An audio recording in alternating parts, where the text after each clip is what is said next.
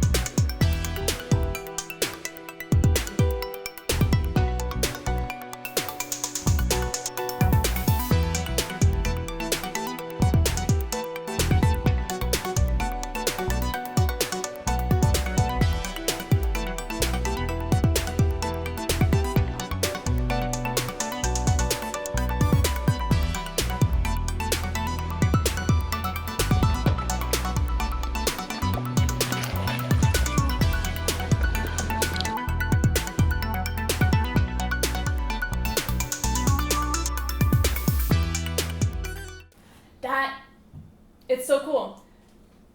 My daughter can help me with this. My son, who's older, can help me with this.